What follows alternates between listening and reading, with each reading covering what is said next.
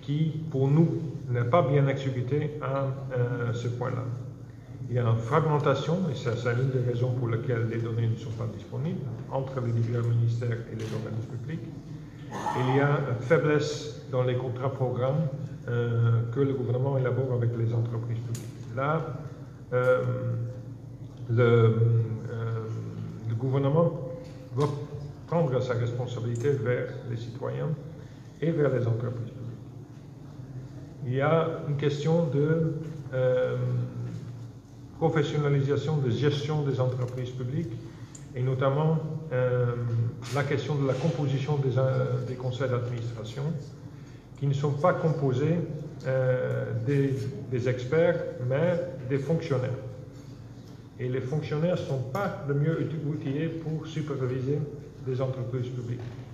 Ce sont des experts et des experts indépendants qui pourraient jouer ce rôle. Donc, le changement de réglementation sur les conseils d'administration, c'est très important. Bien sûr, il faut y avoir des représentants de l'État, mais pas en majorité. Il faut changer cette dynamique et augmenter la transparence dans la gestion des entreprises publiques. Il y a certainement des défaillances dans les systèmes de gestion des entreprises publiques. On a travaillé pendant 10 ans avec la SONET sur le système informatique de la SONET pour mieux superviser en fait la performance de cette institution. Il y a aussi une lourdeur du système de gestion, comme les entreprises publiques n'opèrent pas en fait comme entreprise, mais comme ministère ou entité publique. Donc ce sont des entreprises, donc il faut les gérer comme des entreprises. Et pour le moment, le système de gestion ni le système de prise de décision permettent une telle gestion agile. Il y a certainement une nécessité de restructuration en profondeur des entreprises publiques parce qu'il faut trouver la solution sur le déficit, les arriérés et les autres résultats de la faible performance. Parce que s'il faut remettre les entreprises publiques sur les rails, il faut résoudre le problème d'aujourd'hui. Et ça se fait à travers des restructurations profondes de ces institutions pour qu'ils soient dans un état plus sain et plus prêts à performer. Pour permettre à tout ça, et on en a discuté avec le ministre à plusieurs reprises, il y a l'importance de communication stratégique. Parce que j'ai commencé mes quelques mots d'introduction avec la question d'idéologie. Pour la banque et pour des autres institutions, ce n'est pas une question idéologique. C'est une question de valeur que ces entreprises doivent ajouter à la Tunisie à travers leur performance et à travers l'utilisation des ressources qui sont allouées à ces entreprises par l'État. Et c'est un dialogue qu'il faut mener autour de cette dimension et pas sur base de l'idéologie. C'est la transparence, la performance, le rôle dans le développement économique, y compris le rôle social qui doit être aussi mené d'une manière transparente. Et il faut expliquer ça à la population pour qu'il y ait un débat honnête et ouvert sur la performance de ces entreprises. Finalement, il y a la question de leadership collaboratif. Et on en a beaucoup parlé et discuté et travaillé avec le ministre des grandes réformes. C'est de développer une vision commune. Et je sais que le ministre en tient beaucoup, y compris une vision commune avec le patronat et le syndicat. Ça, c'est une question nationale sur laquelle les institutions comme la nôtre peuvent contribuer à travers des analyses et des conseils, mais qui finalement est une question qui doit être réglée entre Tunisiens pour développer vraiment une vision commune. Comment on va sortir de la situation dans laquelle se trouvent les entreprises publiques aujourd'hui et comment on va arriver à un secteur entreprise publique cœur qui fournissent des bons services à la population, aux entreprises privées, qui contribuent réellement au développement économique du pays. Je vous remercie. Merci, M. Antonius Berhuizen, donc représentant de la Banque mondiale ici en Tunisie pour cet exposé. Il y a un certain nombre d'éléments que vous avez bien entendu classés par rubrique. La partie, très honnêtement, et pour enrichir un peu le débat et faire en sorte que ce soit un débat contradictoire, parce que c'est ça l'intérêt de ce type de rencontre, je suis resté un peu sur ma faim, mais bon, on abordera un peu sur la partie, je m'attendais à ce qu'il y ait une présentation d'une vision de la Banque mondiale sur cette question-là, et on a eu un certain nombre d'éléments chiffrés qui sont, j'allais dire, dans le domaine public, relativement aux performances des entreprises publiques. Le choix également de la sonnette de l'ASTEG comme exemple pour illustrer ce dossier me semble quand même relativement court sur le plan méthodologique. On s'intéressera davantage, moi je pense, à l'aspect stratégique par la suite, où la plupart des éléments figurent déjà, je ne vais pas parler au nom du gouvernement ou de qui que ce soit, mais figurent déjà dans le livre blanc du gouvernement qui a décliné un peu la vision, même si l'approche est relativement différente. Et c'est juste, c'est un peu mon boulot ici, de susciter le débat et de susciter un débat contradictoire pour qu'on puisse sortir avec des choses profitables et des choses surtout qui puissent impacter le sujet de manière durable. Je vais passer la parole tout de suite à M. Gilles Schoss, qui représente l'AFD, pour qu'il nous fasse sa présentation. Et puis gentiment, si vous le permettez, aller à l'essentiel. Les données chiffrées sont à la disposition de tout l'auditoire ici, sous toutes les formes possibles et imaginables, mais essayons de dégager, s'il vous plaît, des éléments de définition de stratégie qui puissent être déclinés en plan d'action et qui puissent être discutés par les uns et les autres. À vous la parole, Monsieur Schoss. Merci.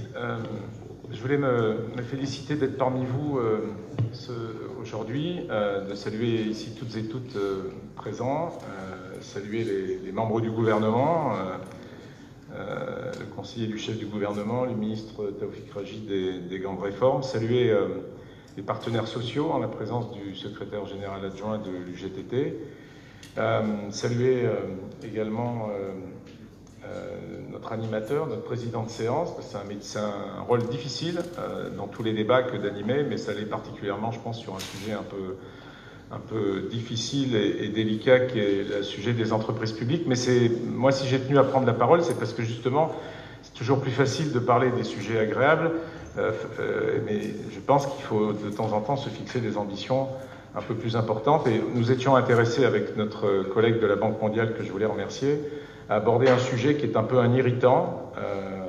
Rassurez-vous, en Tunisie comme ailleurs, nous on est présent, l'Agence française de développement, qui est donc une institution publique. Nous aussi, on est une structure publique de l'État français. Donc on a nous aussi un regard en tant que tel de ce qu'est une entreprise publique. Nous, on est une banque publique. Et donc, je voulais souligner ce sujet pour dire que c'est un sujet extrêmement, pour nous, important dans les 100 pays dans lesquels on intervient, parce que dans la plupart des pays, rares sont ceux sur lesquels nous n'avons pas comme partenaires des entreprises publiques. Donc, au-delà de ça, je voulais dire, un peu dans un préambule, avant de lancer les quelques diapositives que j'ai prévues, d'abord pour vous dire, un peu comme mon collègue, que nous ne sommes pas dans des positions de dogme, nous ne sommes pas des prescripteurs. C'est souvent sur des sujets sur des domaines régaliens, quand nous aidons la société civile ou quand nous aidons le secteur privé, on est moins interpellés là-dessus, les partenaires. Mais c'est vrai que quand on aborde des questions très régaliennes et qui concernent directement la sphère politique, par les incidences économiques et sociales, c'est vrai qu'on est assez souvent interpellés, qu'on nous attribue des faits de guerre qui ne sont pas forcément les nôtres. Et donc je voulais juste dire avec beaucoup d'humilité le positionnement qui est le nôtre, en déclarant en préambule qu'on n'est pas porteur de modèle. Il n'y a pas de modèle, on n'en connaît pas. S'il y en avait, on aurait réglé, je pense, le sujet dans beaucoup de pays, et peut-être même en Tunisie. Donc on n'est pas apporteur de... On n'a pas un kit dans nos institutions respectives qui permettrait de régler le sujet des entreprises publiques en Chine ou en Inde, qui sont des entreprises de taille énorme, comme vous pouvez l'imaginer, ou d'aider des entreprises de transport aérien, comme l'AFD le fait, en étant partenaire d'Ethiopian Airlines, pour prendre un simple exemple. Voilà, donc pas de modèle, pas de prescription particulière, mais une approche qui se veut inclusive. Et je pense que ce sujet des entreprises publiques, nous, il nous passionne parce que il est dans les termes d'un développement inclusif qui embrasse toutes les parties sans exception, quoi. Mon collègue soulignait à quel point il était important d'avoir aux côtés de l'État les partenaires sociaux, mais nous on considère aussi qu'il y a une place pour la société civile dans ce débat-là et qu'il y a une place aussi pour le secteur privé. On est ravis de saluer, au-delà de la présence de responsables d'entreprises publiques, ceux de représentants du secteur privé. Je vais passer vite parce qu'il s'est déjà dit beaucoup de choses. Moi j'ai fait le choix effectivement de ne pas mettre beaucoup de statistiques, d'abord et surtout parce que, comme l'a dit Tony, il y en a beaucoup qui sont anciennes. Il y en a aussi qui sont contradictoires quand on regarde la littérature ambiante. Mais je voulais vous dire que nous avons, je pense, une vision très partagée. Moi, je suis assez à l'aise avec ça, sur le fait que notre vision à l'AFD, je pense qu'elle recoupe très largement celle qui sera débattue dans la salle ce matin, que ça soit par des représentants du secteur public ou des représentants du secteur privé. Nous, on a une lecture qui est un peu une lecture balancée, partagée, donc elle est partagée avec vous, mais elle est aussi partagée dans un verre qui est à moitié plein ou qui est plutôt à moitié vide, selon l'angle sur lequel on se place. Et donc juste rappeler des choses qui ont été déjà énoncées et qui seront forcément, inévitablement rappelées tout au long de la matinée. Nous, les entreprises publiques, pour nous, c'est d'abord des moteurs de croissance économique et de développement, qu'on le veuille ou pas. Qu'on ait un avis positif ou pas, il faut quand même regarder les secteurs d'activité. Si on est sur le cas de la Tunisie, on en a dénombré 17, donc voilà, on ne peut pas faire comme si elles n'existent pas. C'est des moteurs de croissance et de développement, mais à l'inverse, ça c'est dans une vision très positive des choses, on peut faire une autre lecture qui est plus critique, en considérant que c'est des sources de coûts par les transferts, par les subventions, des sources de coûts budgétaires très importants qui pèsent sur les finances publiques, qui font porter à ces finances publiques des risques et qui viennent renforcer une notion qu'on n'a pas toujours en vue, qui est celle de la dette publique aussi. Parce que dans la dette publique, il y a aussi les entreprises publiques, et on est bien placé pour le savoir, puisque nous, on participe aussi à l'endettement de l'État via les entreprises publiques.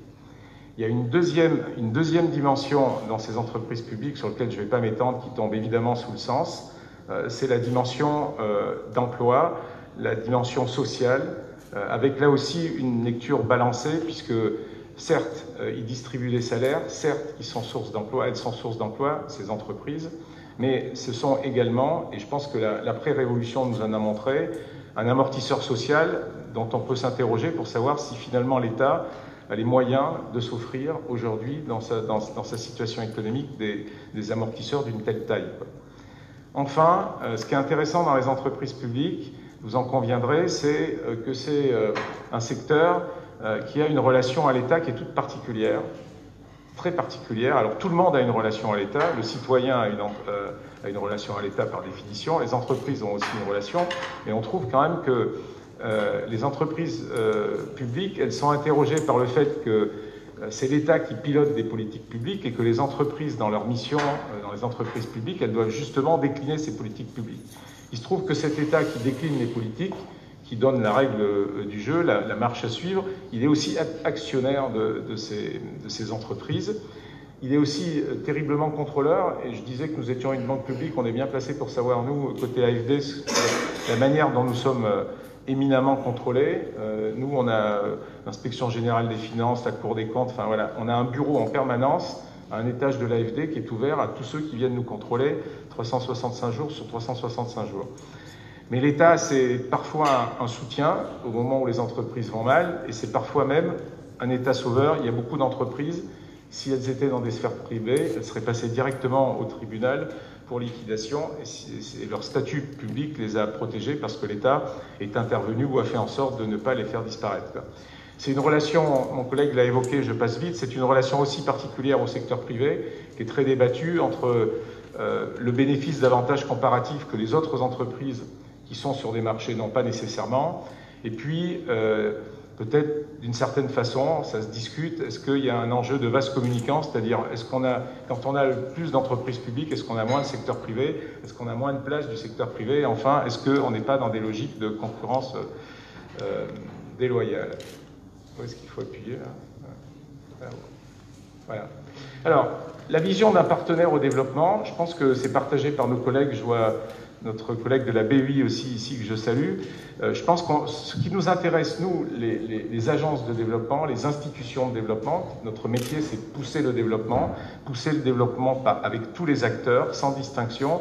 Ce qui nous intéresse derrière la dimension des entreprises publiques, j'ai reclassé les petits symboles dans un autre ordre, mais c'est la même chose, c'est développer des potentiels de croissance et inscrire le développement dans une démarche durable et inclusive. Et là où les entreprises publiques sont intéressantes, c'est qu'elles sont souvent associées à des impacts importants. Pour nous, les partenaires, la mission que nous entrevoyons avec les financements et avec l'accompagnement technique, c'est celle des impacts, et j'aurai l'occasion d'y revenir. Ce qui nous intéresse, c'est que les entreprises sont des leviers pour générer de l'impact fort. Notre vision, c'est aussi celle d'entreprises qui doivent être en mesure de soulager les finances publiques, au sens de permettre un investissement public, par le fait que ce qui n'est pas investi dans une entreprise peut être investi dans d'autres domaines d'activité où là, l'État est obligé d'intervenir, pas forcément au bénéfice d'une entreprise. Donc il y a cette dimension de soulager les entreprises et essayer de mieux allouer la ressource publique. La ressource publique, elle est par définition, comme notre porte-monnaie à chacun, contenue. Et donc, ce qui est mis à disposition des entreprises publiques par un certain nombre de transferts et de subventions, c'est quelque part quelque chose qui n'est pas loué au reste de la sphère publique, et en particulier à l'investissement. Et ça, je pense que la situation tunisienne le montre clairement. Et puis enfin, ce qui nous intéresse dans notre mission de développement, c'est d'atteindre le citoyen, d'atteindre les entreprises, d'atteindre le maximum, d'avoir le plus gros impact, là aussi, en étant sur des services publics de qualité. Ça nous paraît important, d'avoir des services publics de qualité, et le plus possible à des coûts qui sont maîtrisés et qui soient accessibles. Alors, juste pour remettre le panneau que vous l'ayez en tête, ces entreprises, on en parle, et parce qu'on a aussi un peu la prétention de les connaître, entre guillemets.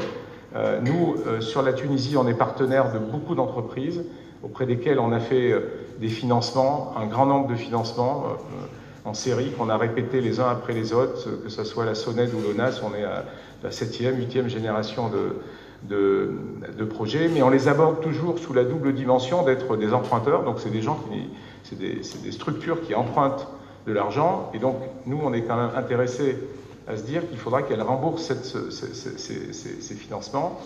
Et ce qu'on fait avec les entreprises publiques, c'est elles qui le font, c'est elles qui sont maîtrises d'ouvrage. Je voudrais rappeler ce lien avec les bailleurs. Les entreprises publiques avec lesquelles on travaille, c'est elles qui font les projets, ce n'est pas les projets des bailleurs. C'est les projets accompagnés et financés par les bailleurs, mais c'est elles qui les mettent en œuvre dans leur réussite comme dans leur retard. Et puis, je pense qu'il est clair pour tout le monde que ce que nous finançons, c'est des programmes d'investissement, donc des infrastructures, des équipements. Mais là où on est très intéressé à intervenir sur toutes les entreprises, c'est accompagner leurs évolutions. C'est là où les choses sont souvent plus difficiles à obtenir en termes de requêtes, en termes de véritables demandes. Nous, on est prêt à accompagner, on le fait pour un certain nombre d'entre elles, mais accompagner leur stratégie, leur organisation, leurs outils de gestion, leurs relations avec leurs clients, leurs actionnaires. On est intéressé à les accompagner dans des politiques de responsabilité sociale et environnementale, comme on le fait avec le groupe chimique tunisien, par exemple, puisqu'on va l'aider à la fois financer des équipements qui permettent de limiter les impacts environnementaux, mais qui permettent aussi il y a également une autre composante qui prévoit la mise en place d'une véritable politique de développement de l'entreprise à partir d'une responsabilité sociale et environnementale, ce qu'elle n'a pas aujourd'hui. Dernière chose, et je l'ai mis en rouge à dessein, la dimension du modèle financier. Nous, notre vision des entreprises, de toutes les entreprises, quel que soit leur statut, et il ne peut pas y avoir d'exception pour les entreprises publiques, qu'elles soient petites ou plus grandes, c'est la question du modèle financier. Donc ce modèle financier, c'est à la fois une génération de recettes propres à l'entreprise, mais c'est assez souvent aussi des questions de tarification. Et c'est là où on en vient au rôle de l'État et de sa régulation.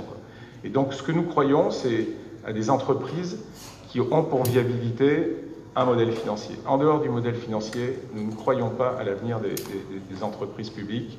Ça ne peut qu'être que des entreprises qui vont vivre sous un accompagnement éternel de subventions qui a pour inconvénient, un jour, quand l'état des finances publiques ne le permet pas, de devoir s'arrêter.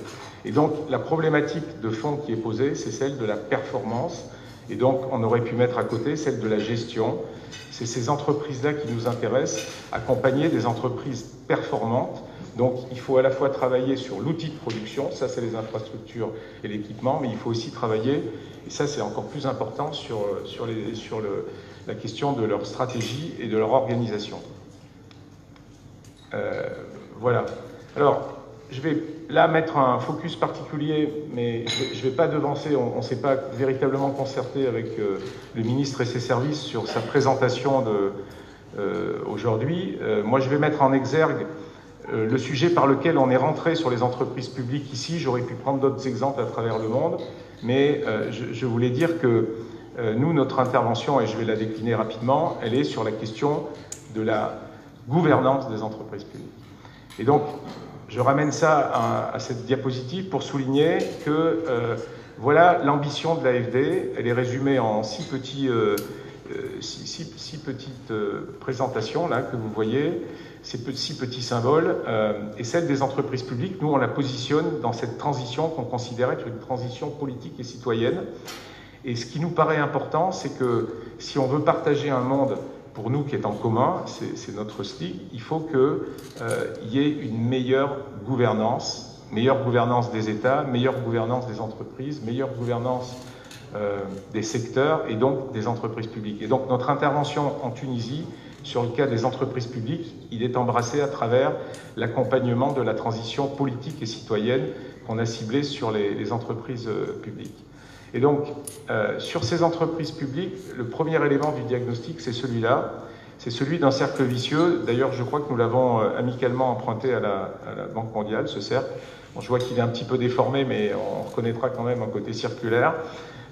Donc vous voyez que, de quelque partie que vous le preniez, le sujet aujourd'hui, il nous semble, sur la gouvernance des entreprises publiques, se résumer à ça.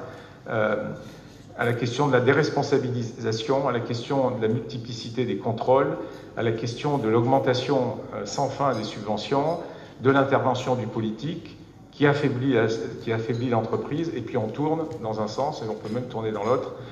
Et donc aujourd'hui l'enjeu, il nous semble être celui de rompre ce cercle vicieux, quoi. Là je pense que, en quelques mots, vous avez toute la pensée qui accompagne notre démarche vis-à-vis de la réforme des entreprises publiques en Tunisie, c'est essayer de faire en sorte que ce cercle qui a pour avantage de fonctionner, parce qu'il fonctionne souvent pendant des années, de faire en sorte qu'on puisse le rompre. Donc, notre engagement sur la réforme des entreprises publiques, sur le cas de la Tunisie, elle relève d'abord d'une demande qui a été manifestée par le gouvernement tunisien fin 2016 et que nous avons accompagnée dans la préparation d'un plan d'action. Il existait déjà une politique publique qui avait été élaborée dans les années précédentes, autour des années 2014-2015. Et nous, ce qu'on a voulu, c'est partir de cet acquis qui était resté peut-être un peu de côté, et partir pour essayer de faire en sorte qu'on passe d'une intention de politique publique de réforme des entreprises publiques en un véritable plan d'action des entreprises publiques. Et ce plan d'action, on n'a pas eu l'ambition, on est resté modeste, on a eu l'ambition de l'accompagner sur deux dimensions qui sont, je vais tous les faire venir, ça c'est la présentation un peu schématique, mais des axes de la stratégie du gouvernement tunisien. Avec celle-là, nous étions sereins, on n'avait pas de sujet, et on s'est dit que par quel bout il fallait commencer un appui possible à cette réforme de la gouvernance des entreprises publiques, et il nous a semblé qu'il fallait attaquer par les deux sujets du haut, la refonte du système de la gouvernance globale du secteur des entreprises publiques, c'est-à-dire se demander comment l'État lui-même va gérer cet important secteur fait de presque 200 entreprises et établissements publics, comment il le gère. Notre constat, c'était de dire qu'il le gère de manière assez diversifiée avec beaucoup d'intervenants et qu'il fallait aujourd'hui refondre ce système pour assurer à l'État une véritable volonté de gestion de ce secteur.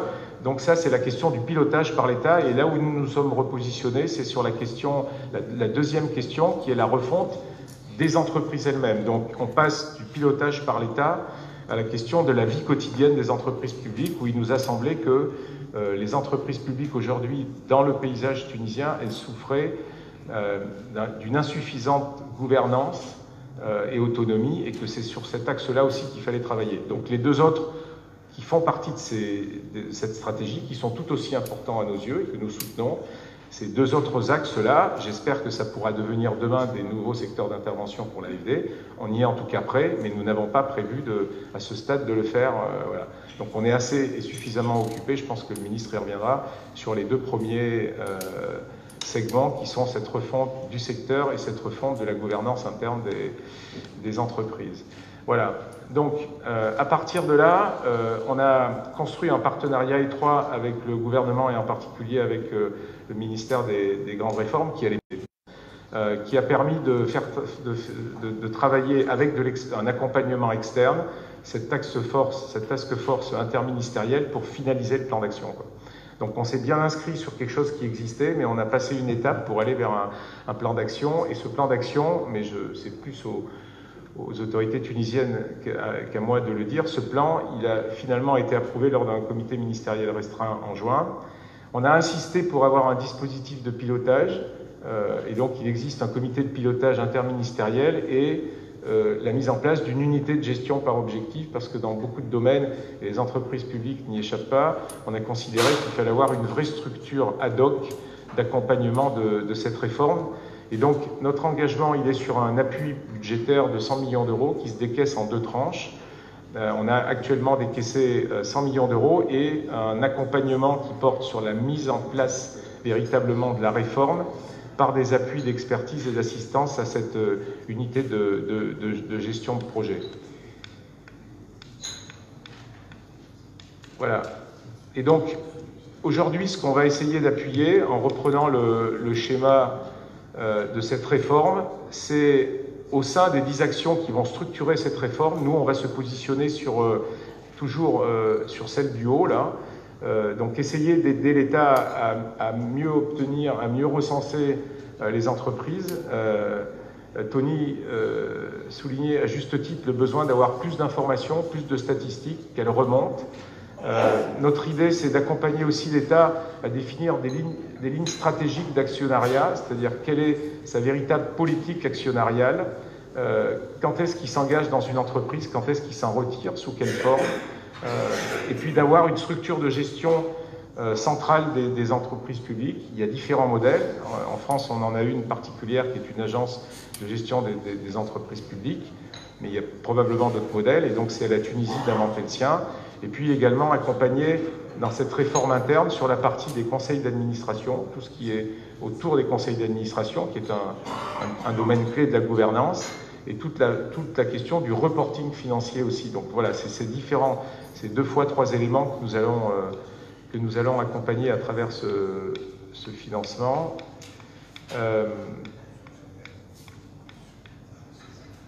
Voilà. Alors, l'objectif, quel est-il? Pour nous, c'est faire en sorte que l'État ait une capacité de pilotage plus forte qu'il n'a aujourd'hui de son portefeuille de participation. Ça, c'est le premier point. Et c'est en ça que travailler sur la gouvernance des entreprises publiques, c'est porteur d'impact. C'est essayer de faire en sorte que l'État lui-même possède une véritable gouvernance de ce secteur. Ensuite, c'est essayer de donner plus d'autonomie aux dirigeants, à ceux qui font l'entreprise du quotidien, dans les stratégies qui sont les leurs, qu'elles concernent l'investissement ou le financement ou même la restructuration financière.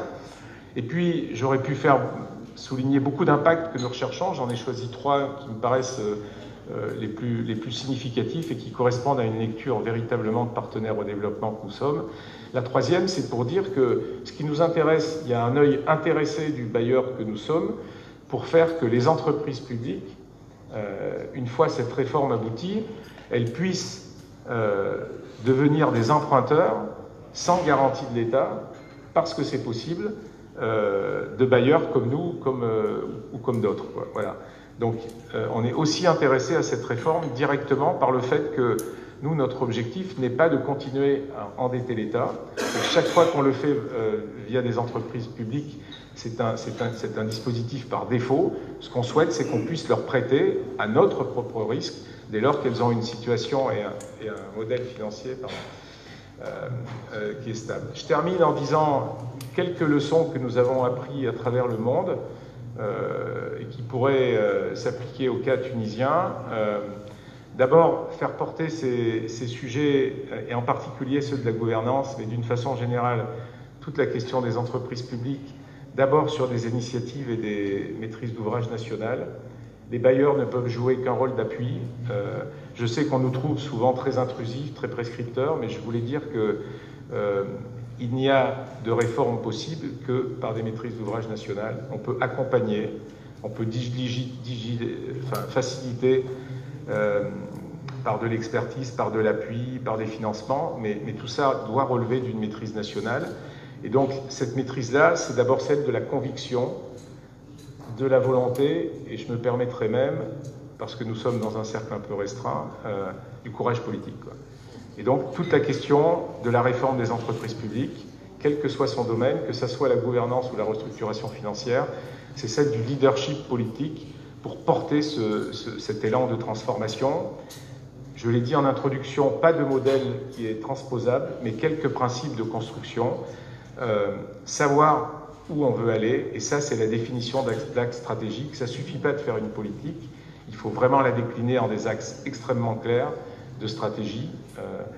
Et ensuite, être le plus précis possible dans l'opérationnalisation, savoir ce qu'on doit décider, quelles sont les décisions qui sont prises, ne pas rester sur des discours de nature et de contexte un peu généraux, rentrer dans l'art du détail, rentrer dans la composition, par exemple, des conseils d'administration, si on prend la réforme de la gouvernance, se donner les moyens de piloter elle-même cette réforme par des structures ad hoc, et notamment des structures d'exécution, avoir des forces vives, sinon l'élan s'arrête. Il faut qu'il y ait des petites mains qui demain puissent pousser les dossiers, faire passer ceux qui sont en bas de la pile sur le haut. Et puis, et ça a été aussi un peu souligné précédemment, ces exercices de transformation, d'exercices difficiles, assez longs, assez complexes. Donc il faut beaucoup communiquer, beaucoup expliquer, beaucoup justifier. Ça n'est pas intuitif, une réforme des entreprises publiques. Et ça, il faut le faire auprès de tous les partenaires, le grand public, bien sûr les entreprises elles-mêmes, à l'intérieur des entreprises, mais d'une façon générale, le grand public. Et donc, c'est toute la question de la politique de communication qui est posée derrière cette ambition de réforme. Voilà, je vous remercie. Merci, Monsieur Schoss, pour cette présentation. Je laisserai le soin à Monsieur le ministre de répondre sur le manque de volonté politique pour engager les réformes. Mais je voudrais l'interroger sur un élément en termes d'occurrence qui est revenu souvent, que ce soit dans les interventions ou dans les différents papiers, c'est l'élément de la gouvernance. De la gouvernance, bien entendu, que vous avez décliné dans votre livre blanc, c'est la refonte de la gouvernance globale, et notamment de la redéfinition du rôle de l'État actionnaire. On aimerait vous entendre à ce sujet. Deuxièmement, c'est la réforme de la gouvernance interne avec tout le processus de désignation du management et de l'organisation de la gouvernance interne entreprise. Et puis, troisième élément qui est, à mon sens, capital, c'est la promotion du dialogue social et de l'installation de la confiance entre les partenaires quel qu'il soit, pour pouvoir d'abord avoir la même compréhension des enjeux et des problématiques, et puis susciter par la suite des débuts de réponses. Je vous demande, Monsieur le Ministre, de nous apporter un éclairage sur ces trois éléments, ces trois axes qui sont déjà déclinés dans le livre blanc que vous avez préparé, dont vous avez établi la préface. Merci beaucoup, merci pour l'invitation, merci aussi pour avoir organisé ce type de débat autour d'un sujet que je pense est l'un des sujets phares des réformes économiques et même du développement et de la croissance dans le pays. Il y a un sujet sur lequel je pense qu'on ne peut pas reprocher au gouvernement de ne pas avoir une vision ou de ne pas avoir joué un rôle de leadership politique et même de communication. C'est le sujet des entreprises publiques. La démarche qui a été adoptée par le gouvernement date, ce n'est pas une démarche qui a commencé en 2017, en 2018, elle a commencé très très tôt, en 2015. Je me rappelle très bien de certains de mes collègues qui me disaient à l'époque, c'est un sujet qui est assez difficile, laisse tomber. Avec ce type de mots qui voudraient dire ce que cela voudrait dire, c'est que c'est un sujet qui n'est pas aussi facile à traiter, qui est un sujet à polémique, et que les gouvernements d'avant ne l'avaient pas mis sur la table.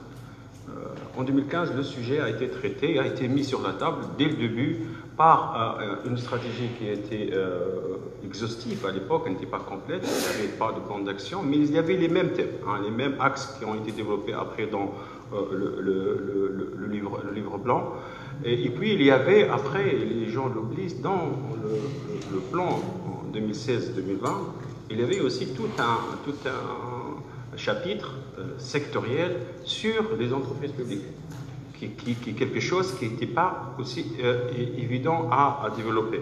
C'est-à-dire que le sujet a été traité, posé sur la table depuis 2015, fin 2015. 2016, il a été aussi inséré dans le programme de développement économique et social 2016-2020. On a amélioré le traitement du sujet par une approche beaucoup plus collaborative. Le livre blanc est le fruit d'une approche collaborative avec des organisations de la société civile, avec le patronat. On avait invité tout le monde, on avait invité les syndicats aussi, on a invité les partis politiques qui étaient à l'époque, il faut bien comprendre, le paysage politique du pays a changé, mais ce sont les partis politiques qui étaient derrière l'accord de Carthage 1, n'a pas abouti. Et puis, il y avait aussi un peu de l'aspect technique, parce qu'on avait demandé un peu de l'assistance technique dans ce domaine, ce qui a conduit à quoi? Ce qui a conduit à avoir ce rapport qui était le livre blanc, adossé, et c'est la première fois, je pense que c'est très important, ce n'est pas simplement un ensemble de principes qui sont érigés, mais aussi les principes et les axes sont déclinés en plan d'action. Lorsque je dis en plan d'action, on est allé jusqu'au point de dire l'objectif, l'output, qui fait quoi, quand et quel est le résultat et quel est le moyen de suivi. C'est vraiment beaucoup plus complexe et avoir même un diagramme de suivi des réalisations. Maintenant, où est-ce qu'on est? C'est la question fondamentale. C'est pour ça que je dis que sur ce sujet, le gouvernement a été très collaboratif en adoptant une approche collaborative, leadership, communication, mais, et je pense que c'est ça la difficulté de ce sujet, c'est que ce sujet a été l'objet de beaucoup de malentendus, beaucoup d'incompréhension, beaucoup d'interprétations, beaucoup de confusion dans le domaine. Il était même sujet de polémique à certains moments. Ce qui a nui, et je le dis clairement, ce qui a nui au déroulement du processus qui a été entamé par le gouvernement pour que ce soit un processus collaboratif où on va ensemble. C'est-à-dire que ce n'est pas la réforme des entreprises publiques, ne concerne pas simplement le gouvernement, ça concerne tous les intervenants dans la scène publique et concerne le citoyen. Parce que je vais vous expliquer, il y a une certaine confusion qui est très importante qu'il faut la distinguer. Et le gouvernement et le livre blanc avaient essayé de l'expliquer. Il y a une confusion dans les chiffres qu'on donne généralement. Il faut regarder en détail. je crois que l'approche qui a été développée, qui est de distinguer une matrice qui se décompose par l'aspect stratégique, non stratégique, et l'aspect concurrentiel, non concurrentiel, et de répartir les entreprises publiques dans ce domaine-là, permet de mieux comprendre quelles sont les difficultés, quels sont les problèmes et comment résoudre les problèmes. Parce que vous ne pouvez pas résoudre le problème de steak comme la façon dont vous allez résoudre le problème de STIR ou Tunisair ou CFA. Ce n'est pas la même chose, c'est complètement différent. Et donc la position de chaque entreprise dans la case stratégique, non stratégique, concurrentielle, non concurrentielle, permet de trouver même des solutions, non seulement en termes de restructuration financière, mais même en question en matière de gouvernance. La gouvernance, le conseil d'administration de STEC, sa composition, elle est complètement différente d'une composition qui est complètement de STIR, pas de STIR, plutôt de Tunisair ou autre entreprise qui est dans le secteur concurrentiel. C'est-à-dire la démarche, elle est complètement différente. C'est pour ça que le sujet le plus important et le gros problème de dette des entreprises publiques proviennent des entreprises publiques qui sont stratégiques dans le secteur du service public. C'est là où le gros. Parce que vous regardez les chiffres qu'on est en train de mentionner sur la dette des entreprises publiques, ce sont des dettes qui viennent de STIR, qui viennent de STEC, qui viennent parfois de l'ONAS, qui viennent de Transtu. C'est là. Et ça, c'est un service public. Le gouvernement est engagé, nous sommes engagés, les Tunisiens ont un modèle de développement qui fait en sorte qu'il y a des services publics qui sont stratégiques pour lesquels on est prêt à mettre de l'argent. Ça, c'est très important. Alors maintenant, les difficultés de ces entreprises-là sont des difficultés qui sont parfois, qui proviennent de la politique sociale des gouvernements. La politique sociale plutôt de l'État. L'État subventionne l'électricité. L'État subventionne l'eau. Lorsque les chiffres que vous avez mis sur le taux de perdition de l'eau de 32%, vous pouvez lui ajouter tout à l'heure, même que la tarification de l'eau, elle est la plus basse dans le monde, en Tunisie. L'eau est pas chère en Tunisie en termes réels. Parce que vous regardez, il y a des montants qui sont très importants en matière de subventions et de besoins financiers de ce qui a été traité. Je vais dire comment on a traité ce genre de sujet. STEC, la même chose. Parce que vous regardez même l'entreprise STEC, c'est la même chose. Vous avez une compensation qui est aux alentours de 58%, 55%, aussi bien pour l'électricité que le gaz, et même pour le secteur privé. La moyenne tension, elle est compensée, aussi bien pour le gaz que pour l'électricité. Donc je pense qu'il faut faire une distinction très importante entre les entreprises qui concernent le secteur stratégique service public, ça c'est quelque chose de la responsabilité de l'État, leur capitalisation c'est la responsabilité de l'État, les solutions en matière de gouvernance c'est la responsabilité de l'État, et les autres entreprises qui sont beaucoup plus dans le secteur concurrentielles et auxquelles il faut peut-être trouver des solutions conjointes avec le secteur privé parce qu'elles sont dans le secteur privé. Vous savez que Tunisair, elle est dans le secteur privé. Mais le problème, c'est que par certains moments, lorsque vous cherchez des solutions dans le secteur privé et dans le marché financier, vous trouvez que le marché financier est dans une situation de liquidité qu'il est incapable de vous suivre pour résoudre la capitalisation de ces entreprises. Je pense que c'est très important de préciser que il y a une approche qui a été collaborative. Il y a une vision, le gouvernement a une vision, nous avons une vision, je parle de Tunisiens et de l'État tunisien a une vision parce que le livre blanc a traversé les gouvernements, ce n'est pas un sujet ou le fruit d'un travail d'un gouvernement précis, je dis que depuis 2015, et dans une approche beaucoup plus collaborative. Et de l'autre côté, il ne faut pas mettre toutes les entreprises dans le même sac. C'est la démarche la plus nuisible à la résolution des entreprises. Il faut les distinguer, il faut les regarder chacune dans son environnement. Maintenant, quelle était l'approche généralement? Ça a été rapporté, je crois que les graphiques proviennent du livre blanc. Notre approche, elle est très simple. C'est qu'il y a 3 axes sur lesquels il faut travailler. Il faut travailler sur la refonte du système de gouvernance global. Nous avons découvert, ou plutôt nous avons en Tunisie, un système de gouvernance globale qui est éparpillé. C'est-à-dire que vous ne pouvez pas trouver en Tunisie monsieur entreprise publique. Je ne le suis pas. Les gens me confondent parfois que je suis le responsable des entreprises publiques. Non, je ne le suis pas. On n'a pas un secrétaire d'État des entreprises publiques. On n'a pas un ministère qui s'occupe des entreprises publiques. On n'a pas une structure centralisée qui s'occupe de tous les problèmes des entreprises publiques. Ce qu'on a actuellement, c'est un ensemble de structures qui sont éparpillées entre les ministères, Vous trouvez une grande structure qui se trouve au ministère des Finances, qui est la direction de participation. Vous trouvez plusieurs structures qui se trouvent actuellement à la présidence du gouvernement, deux grandes structures qui sont à la présidence du gouvernement. Vous avez d'autres aussi au ministère de la fonction publique et des politiques publiques, et vous avez aussi une supervision sectorielle. C'est-à-dire dans chaque ministère, vous avez une structure qui s'occupe des entreprises publiques. Et vous n'avez pas donc une structure centralisée qui permet de superviser les entreprises publiques et de dicter aussi la politique publique de l'État dans le secteur public. Il y a de la politique de l'État pour les entreprises publiques. Je crois que c'est une question fondamentale. Nous sommes en train de refaire cet axe et d'y travailler. Alors maintenant, la question fondamentale, il faut y aller vers où? Vers où c'est la difficulté qu'on a actuellement. Il y a ces différents modèles qui existent. Il y a des modèles où vous pouvez faire un grand ministère, où vous pouvez faire une grande direction, ou secrétariat d'État. Il y a des autres modèles qui sont beaucoup plus développés, qui sont des agences de participation de l'État. Nous sommes en train de travailler sur cette question-là, mais cette question-là nécessite, et ce qu'on n'a pas, nous, en Tunisie, soyons clairs là-dessus, on n'a pas une stratégie actionnariale de l'État. C'est-à-dire, on ne sait pas ce qu'on veut des entreprises publiques. La stratégie actionnariale de l'État, c'est comme vous avez un investisseur privé qui sait ce qu'il veut faire de ses actions dans les entreprises. Il sait quelle est sa stratégie de développement. Microsoft ou autres, ils savent ce qu'ils veulent faire. En Tunisie, nous n'avons pas cette stratégie actionnariale de l'État. Et c'est très important parce que la stratégie actionnariale de l'État, elle est liée au modèle de développement économique.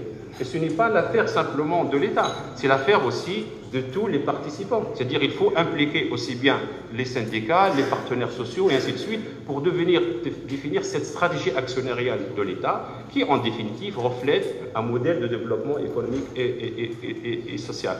L'autre élément qui est central, je crois, c'est la gouvernance interne. La gouvernance interne, c'est un problème important sur lequel on est en train d'y réfléchir et de travailler. Dans quel axe? En fait, on est en train de travailler à court et à moyen terme. À court terme, l'objectif, c'est quoi? L'objectif, c'est d'essayer de moderniser et de professionnaliser la gouvernance interne des entreprises publiques. C'est tout à fait ça. Nous voulons que les entreprises publiques soient gérées d'une manière transparente, efficace et performante. C'est simple. Si on veut que l'entreprise publique ne diffère pas du secteur privé, doit être gérée comme une entreprise dans le secteur compétitif.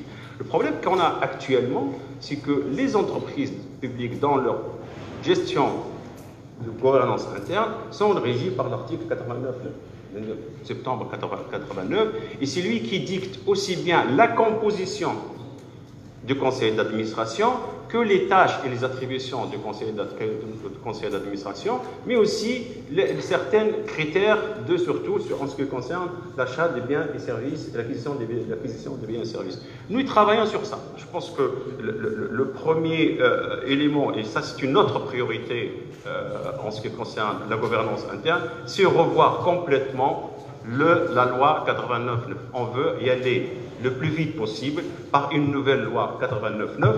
Notre inspiration pour nous, pour l'instant, ou plutôt notre repère, c'est ce qui a été fait pour les banques. C'est quelque chose qui ressemble un petit peu à ce qui a été fait par le décret de 2013 sur les banques, une professionnalisation, une décomposition, une séparation entre le directeur général et le président du conseil d'administration, plus d'attribution, plus de pouvoir, plus de décision, plus de capacité d'arbitrage, et avoir aussi de la responsabilité. Parce qu'on ne veut pas y aller simplement vers donner plus de pouvoir sans responsabilisation. Il faut qu'il y ait plus de responsabilisation. Donc je crois que ça, c'est un thème qui est fondamental pour nous. On y travaille, on a commencé à mettre les équipes sur lesquelles on peut travailler. Bon, mais vous voyez très bien que les échéances électorales sont telles en sorte que, à mon avis, il est impossible que ce soit adopté avant la fin de l'année, cette nouvelle loi. Mais en attendant, on ne va pas regarder les choses et voir les difficultés. Nous avons commencé et acté cette décision parce qu'on a un conseil des ministres en fait, qui restreint, qui a pris beaucoup de décisions, c'est-à-dire qu'on a adopté le plan d'action des entreprises publiques, on a adopté le livre blanc, et on a même insisté sur le fait qu'il y a deux secteurs qui sont très importants pour nous, c'est le secteur du transport et le secteur de l'industrie. Le transport, parce que vraiment c'est un secteur d'entreprises qui sont sinistrées, et qui ont besoin d'intervention le plus vite possible. Mais on a aussi en même temps mis en place le comité de pilotage, qui est interministériel, pour piloter la réforme des entreprises publiques, et on s'est doté aussi d'une unité de gestion par objectif qui va mettre en place le plan d'action. En même temps, on a décidé d'avoir, il y a une possibilité dans l'article 89.9 d'utiliser le 22 ter. Le 22 ter, en fait, il autorise les entreprises qui sont dans deux situations, soit dans une situation de restructuration ou une entreprise qui est dans le secteur compétitif, de déroger plutôt à certains articles, les articles 11, 12, 13, 22 et 20, et un ensemble de 6 articles dans la loi 89.9 qui lient beaucoup plus la façon d'acquisition de biens et services des entreprises publiques. Je donne un exemple qu'on a eu quelques difficultés, que connu. Vous savez que Tunisair a voulu, à cause de certains problèmes de la 380, je crois, et autres, et la difficulté d'acquisition de certains avions, de louer des avions. Mais louer des avions dans le marché de la location des avions, c'est quelque chose de rapide, qui nécessite de prendre une décision, même parfois au téléphone. Vous ne pouvez pas appeler la personne qui a l'agence qui a un avion à louer et attendre de faire passer votre marché par le mécanisme d'acquisition et de biens et services. Le temps que vous raccrochez, l'avion a été déjà loué. Et la direction ne peut pas le faire. Parce que sur la base de la loi, elle doit respecter les règles d'acquisition de biens et services du pays.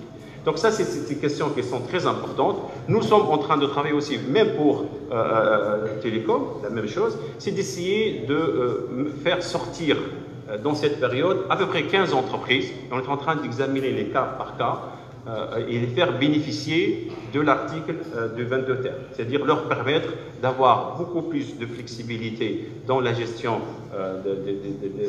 des entreprises et en plus de ça, d'avoir plus de flexibilité dans l'acquisition de biens et services qui parfois pose beaucoup de problèmes. Alors, j'ai discuté avec le PDG de Constu, il vous dit que pour acheter un clé numéro 8 ou numéro 12, il doit passer par un marché, le marché public et qui demande plus de temps.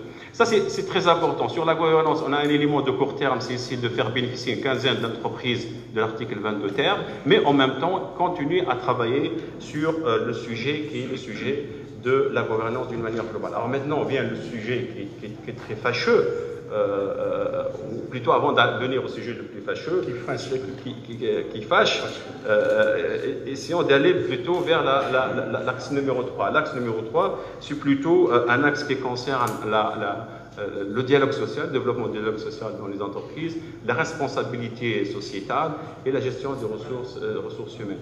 Il faut dire que ce sujet-là, c'est un sujet qui nécessite beaucoup plus de travail, surtout avec les partenaires sociaux. On est en train de lancer, et surtout avec l'exemple des entreprises dans le secteur énergétique, surtout le phosphate, d'essayer d'avoir et de bénéficier de nouvelles lois qui se concernent la responsabilité sociétale, d'essayer de voir comment on peut mieux organiser l'intervention sociétale de ces entreprises dans leur région. Ça, c'est une question qui est fondamentale. L'une des décisions qui a été prise récemment dans le conseil ministériel restreint qui est consacré à l'énergie, c'était de renforcer le rôle de budget aussi dans ce domaine. Bien, alors, le sujet qui fâche, je pense que qui concerne la restructuration financière. Le livre blanc, le gouvernement, moi je l'ai répété plusieurs fois, je n'ai jamais... C'est que l'approche, c'est une approche globale, c'est une approche pragmatique, elle n'est pas une approche idéologique. C'est essayer de restructurer financièrement les entreprises publiques et essayer de trouver des solutions qui sont très importantes. Actuellement, quelle est la démarche qui a été adoptée? La démarche qui a été adoptée jusqu'à maintenant, c'est d'essayer de choisir certaines entreprises et d'essayer de les suivre et de voir leur plan de restructuration. On a examiné Tunisair, le plan de restructuration de Tunisair, Transtu, Tunisair Express, Folev, Sonnet, et SNCFT, STEG aussi a été traité, mais elle va revenir, STEG, au Conseil des ministres avec STIR. Ce sont les entreprises qu'on a choisies pour l'instant, qu'on se dit, c'est les entreprises généralement utilitaires. Généralement, les entreprises qui sont dans le service public et qui sont stratégiques. Tunisière, c'est dans le service public. C'est stratégique, même si elle est dans un secteur concurrentiel. Pour nous, c'est très important d'avoir ce type d'entreprise. On est en train d'y travailler. Alors, le problème qui se pose fondamentalement, c'est que parfois, vous devez prendre des décisions pour ces entreprises-là, et ce sont des décisions de capitalisation. SONET a besoin de capitalisation. Ça, il y avait un compte conseil des ministres sur le SONET, et elle a besoin de capitalisation. La même chose sur d'autres entreprises, y compris Tunisière. Tunisière, elle a une demande énorme de capitalisation qu'il faut mettre sur la table.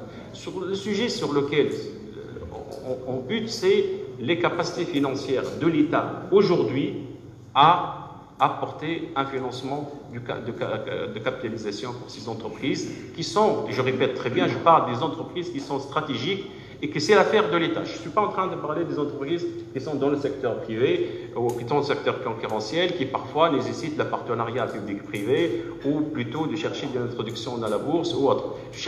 Lorsqu'on parle de STEG, lorsqu'on parle de SONET, ce sont des entreprises qui sont des entreprises dans le secteur public et qui sont la responsabilité de l'État. Alors, les questions fondamentales auxquelles on bute, et les contraintes plutôt, c'est les capacités financières de l'État en 2019 d'apporter ce type de financement et d'augmentation de capital. Vous savez, la situation économique financière du budget de l'État, elle est restreinte, et donc c'est assez difficile de le faire.